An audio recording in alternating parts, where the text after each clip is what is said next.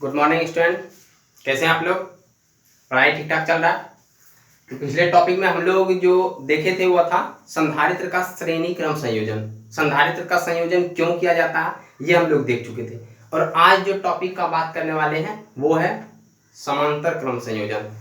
तो चलिए उससे पहले हम लोग थोड़ा मोटिवेशनल की तरफ चलें कि होके मायूस ना यूं शाम की तरह ढलते रहिए। होके मायूस ना यूं शाम की तरह ढलते रहिए। जिंदगी एक भोर है, सुबह की तरह सूरज की तरह निकलते रहिए। ठहरोगे एक पांव पर तो थक जाओगे, धीरे धीरे ही सही मगर राह पर चलते रहिए। आप लोग ये समझ चुके होंगे कि कोई भी काम यदि हम सोच लें कि हमको करना है तो वो उसी पल से स्टार्ट करना चाहिए। कुछ व्यक्ति वैसे होते हैं कि वो कल पे टाल देते हैं, और जो कल पे टालते हैं वो कुछ नहीं करते हैं। हमको कोई भी मान लीजिए कि कुछ भी कार्य स्टार्ट करना, पढ़ाई में ही ले लीजिए कि हम सोचते हैं कि हाँ कल से हम पढ़ाई सुचारू रूप से चालू करेंगे। क्या वो हो पाता है? खुद जो फील कीजिए कि क्या हम जो सोचते हैं कि कल से पढ़ाई हम लोग 5 घंटा करेंगे, क्या कर पाते हैं? कल उससे भी कम हो जाता है। तो इसका मतलब है कि जब सोचिए उस समय से स्टार्ट कीजिए। थोड़ा थोड़ा तो होगा ना सही, लेकिन स्टार्ट हो जाएगा। नहीं तो स्टार्ट करने में भी टाइम लगता है, इसलिए धीरे धीरे चलते रहिए। यदि कोई चाहे कि हम इतना मोटा बुक को एक बार में खत्म कर देंगे तो होगा? 2-4 पेज करके पढ़िए तो सारा बुक खत्म हो जाएगा। तो इसी प्रकार से याद रखना है कि ठहरोगे एक पांव पे तो रुक जाओगे। ऐसे भी आप एक जगह खड़े रहिए, खड़े रहिएगा थक जाइएगा। यदि आप चलते रहिएगा तो थकिएगा नहीं जल्दी। तो इसका कथन डायरेक्ट आपके जो है साथ लागू होता है। तो चलिए हम लोग आज स्टार्ट करते हैं समांतर क्रम संयोजन। तो समांतर क्रम संयोजन क्या है सबसे पहले ये जानना है। तो चलिए हम लोग जानते हैं समांतर क्रम संयोजन क्या है।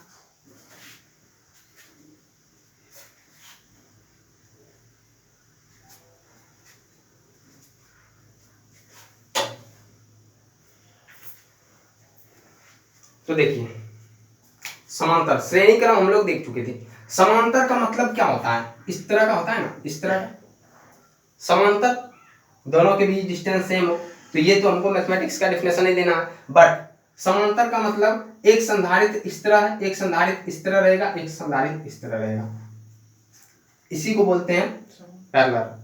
ठीक है ना? तो इस प्रकार से ही हमको जोड़ना है। तो डिफिनेशन कैसे बनाएंगे ये भी देखना है।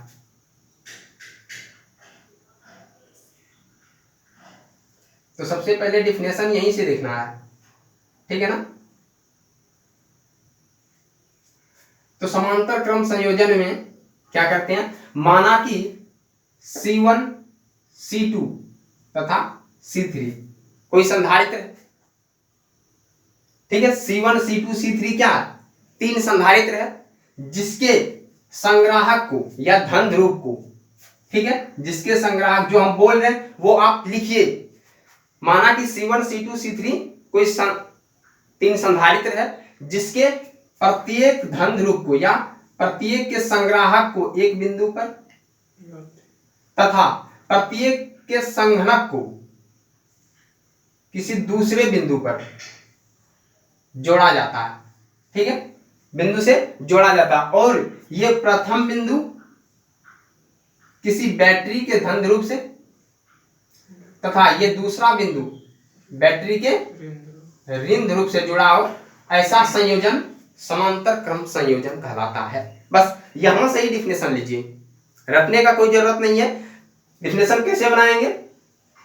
किसी संधारित्र के समांतर क्रम संयोजन से आप क्या समझते हैं? किसी संधारित्र के प्रत्येक धन ध्रुव को, प्रत्येक संग्राहक को एक बिंदु पर तथा प्रत्येक संघनक को दूसरे बिंदु पर इस प्रकार से जोड़ा जाता है कि पहला बिंदु बैटरी के धन ध्रुव से तथा दूसरा बिंदु बैटरी के ऋण ध्रुव से जुड़ा हो। इस प्रकार का संयोजन समांतर क्रम संयोजन कहलाता है।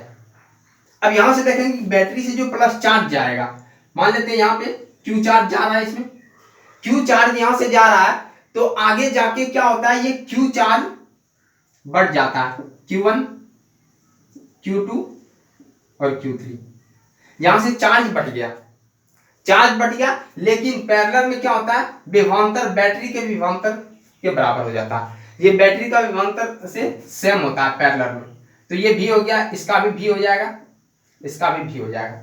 अर्थात यहाँ पे क्या होता है, विभवांतर क्या होता है, बराबर होता है, लेकिन धारा 3 धारा में बदल गया। धारा क्या हुआ, 3 जो है लाइन में बदल गया, तीनों में अलग अलग जाने लगा, तो यहाँ पे धारा का विभाजन हो गया।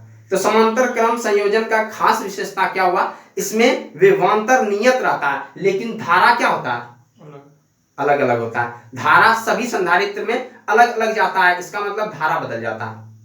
तो याद रखना, यहां से हम लोग लैंग्वेज कैसे लिखेंगे कि माना कि, ऐसे हम लिखेंगे नहीं, ठीक है, आप लोगों को लिखना है C1 C2 तथा C3 संधारित्र है, ठीक है, जिसे समांतर क्रम संयोजन में जोड़ा गया है, जिसे समांतर क्रम संयोजन में जोड़ा गया है, जिसके कारण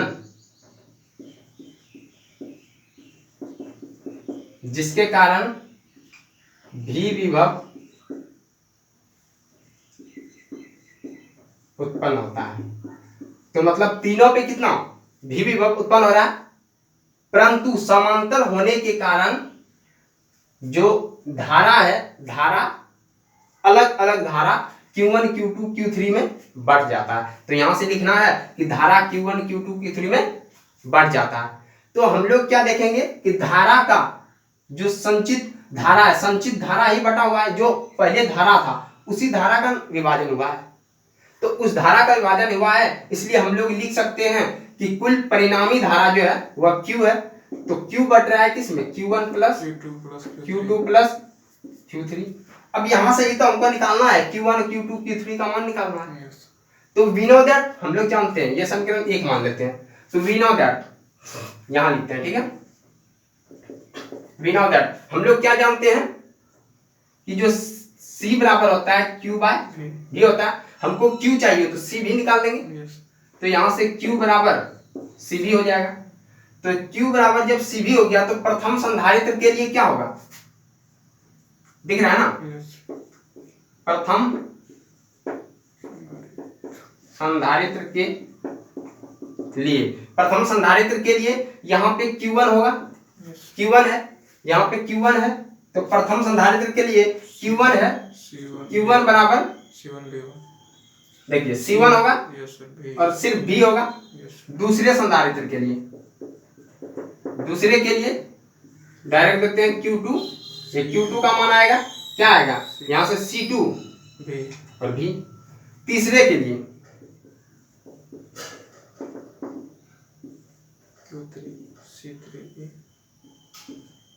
तो ये हो गया मेरा प्रथम द्वितीय और तृतीय संधारित्र के लिए। तो यहाँ पे ये अगर मान लेते हैं समीकरण 2 हो गया, ये हो गया 2, ये 3, ये 4, तो समीकरण 2 3 4 का मान इसमें रख देंगे। तो यहाँ पर लिखेंगे समीकरण 2 3 4 का मान रखने पर आप लोग मेरे साथ लिखते जाइए, ठीक है ना, उतारते जाइए। तो यहाँ पे क्या हो जाएगा, Q बराबर क्या होगा, देखिए Q1 का मान कितना है, C1 V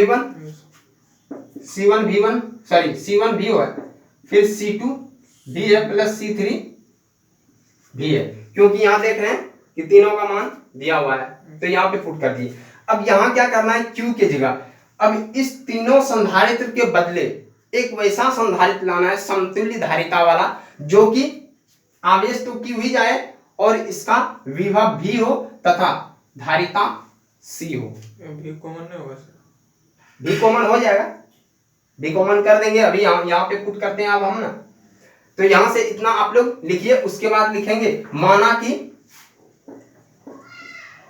कि C1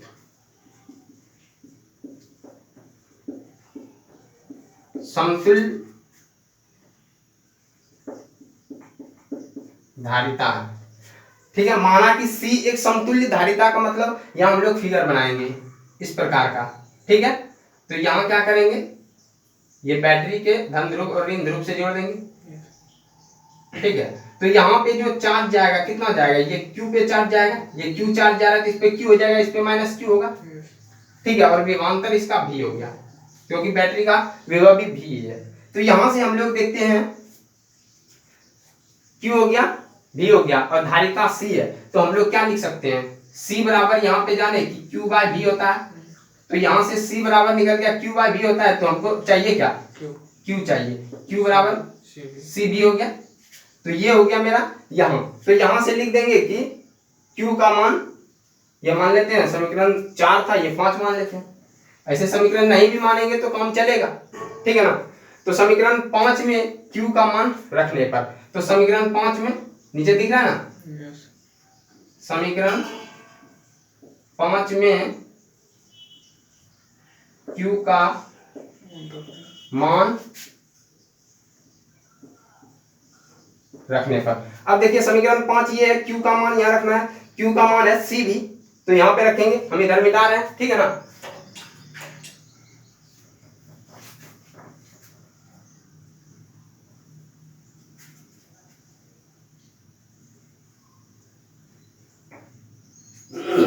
अब देखिए यहाँ पे हमको समीकरण 5 में रखना है Q का मान, Q का मान क्या है CV, तो यहाँ डायरेक्ट रख देते हैं C और V, और यहाँ पे देखते हैं हम लोग क्या V कॉमन होगा, तो V कॉमन भी ले लेते हैं, C1 plus C2 plus C3। ठीक है, अब यहाँ से V और V कट गया तो बचा क्या, C बराबर C1 plus C2 plus C3। तो ये याद रखना, ये मेरा जो क्रम निकला ये समांतर क्रम संयोजन हो गया।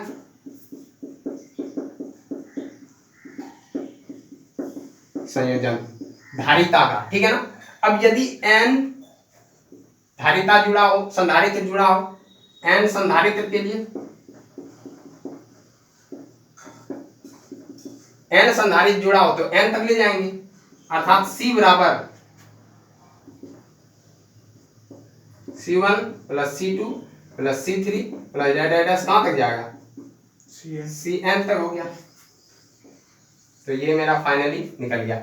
तो अब यहां से क्या देखें हम लोग कि C1 C2 C3 डायरेक्ट समांतर क्रम में इस तरह हो गया और श्रेणी क्रम में इसका जस्ट उल्टा हुआ था। ठीक है ना, तो ये याद रखना। अब यहां से हम लोग जो है पॉइंट निकालते हैं, इसमें क्या क्या पॉइंट निकलने वाला है।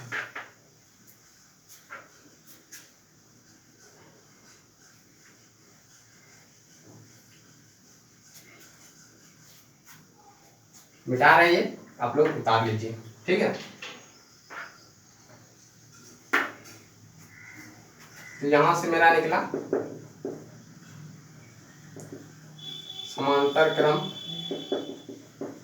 संयोजन। तो समांतर क्रम संयोजन कैसे निकाले हम लोग, C बराबर C1 plus C2 plus C3 plus dash Cn तक। अब यहां से देखिए कौन कौन सा पॉइंट निकलेगा। पहला पॉइंट कि समांतर क्रम संयोजन में क्या होता है, विभव समान होता है, विभव नियत रहता है लेकिन आवेश बदल जाता है, आवेश अलग अलग होता है। तो यहां से रखना है समांतर क्रम में विभव समान होता है, डायरेक्ट लिखते हैं विभव समान या नियत रहता है, आवेश अलग। ठीक है, दूसरा पॉइंट लिखेंगे आवेश अलग कि सभी संधारित्र के लिए अलग अलग संधारित्र पर आवेश अलग अलग होता है, अर्थात धारा क्या होता है, बंट जाता है। तीसरा देखिए, तीसरा क्या है कि यहां से यदि अब हम एग्जाम्पल लेते हैं कि कोई यहां पे है, ठीक है, मान लेते हैं कि ये 5 फैराड का है, ये 3 फैराड का है। ऐसे फैराड होता नहीं है, फैराड बहुत बड़ा मात्रक है, पर दिखाने के लिए हम लोग चलिए माइक्रो फैराड ही ले लेते हैं। 5 माइक्रोफैराड, ठीक है, 2 माइक्रोफैराड या तो 10 माइक्रोफैराड ले लेते हैं ताकि आपको समझने में इजी हो, ठीक है। तो इसको हम लोग क्या करते हैं, समांतर क्रम में जोड़ देते हैं।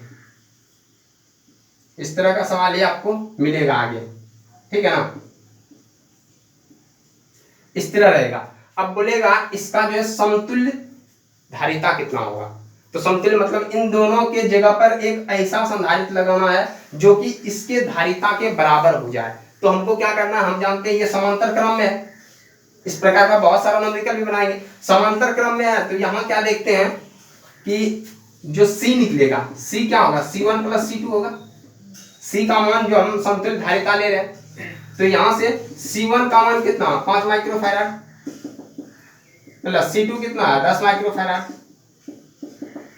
तो टोटल कितना निकला, 15 माइक्रोफैराड। अर्थात यहाँ C जो है, C C1 से भी बड़ा है और C C2 से भी बड़ा है, ठीक है ना। तो यहाँ तीसरा में लिखना है कि सबसे बड़ा मंत्र संधारित्र की तुल्य धारिता सभी संधारित्रों की धारिता से बड़ी होती है, बड़ी होती है, बड़ी या अधिक,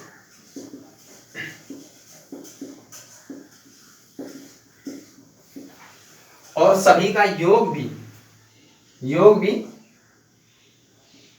मतलब सबके योग के बराबर होता है। तीसरा क्या होगा, चौथा क्या हो जाएगा कि जो धारिता होगा, समतुल्य धारिता, धारिता सर ऊपर में लिखेगा, नहीं दिखाता है यहाँ में लिखे। अच्छा ये ऊपर में लिख दिया, अच्छा यहाँ से यहाँ लिख देते हैं, धारिता से बड़ी होती है समतुल्य धारिता, ठीक है। अब समतुल्य धारिता सभी धारिताओं के योग के बराबर होता है, योग के बराबर होता है। तो ये याद रखना है कि हम सभी क्या देखें कि ये जो है सबसे बड़ा होता है, C जो होता है यहाँ पे ग्रेटर देन होता है C1 + C2 जो भी होता है, C1 से बड़ा होता है, फिर जो है C2 से बड़ा होता है, सबसे बड़ा होता है। सॉरी ये तो यहाँ पे एग्जांपल होगा, C1 C2 इस तरह होगा। यहाँ पे क्या होगा, C1 + C2 + C3 इस तरह करते CN तक जाएगा। तो ये याद रखना है, 4 पॉइंट निकल गया। अब यहाँ से यदि दे न्यूमेरिकल में देता है कि 2 माइक्रोफैराड और 4 माइक्रोफैराड का को जो है समांतर क्रम में जोड़ें, तो डायरेक्ट 6 माइक्रोफैराड जोड़ देंगे, ठीक है। अब यहाँ से एक बार क्विक रिवीजन देते हैं क्या क्या पढ़े।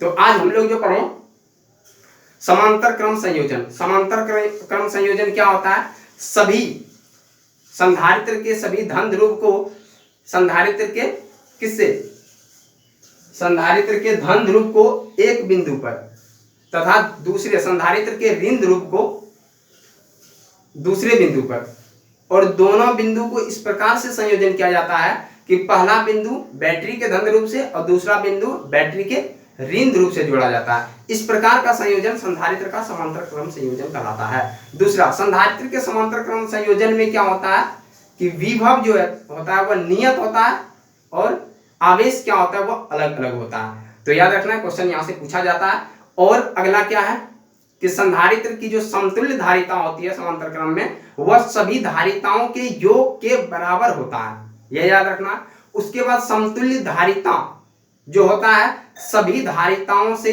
बड़ी होती है, याद रखना है। और हम लोग श्रेणी क्रम में देखे थे सभी से छोटी होती है, ठीक है ना, बट यहाँ क्या हो रहा है सभी से बड़ा हो रहा है। जैसे यहाँ देख रहे हैं ये 15 5 से भी बड़ा है, 15 10 से भी बड़ा है, ठीक है ना। तो यहाँ तक आप लोगों को क्लियर हो जाना चाहिए। तो मिलते हैं फिर से नेक्स्ट वीडियो में, तब तक के लिए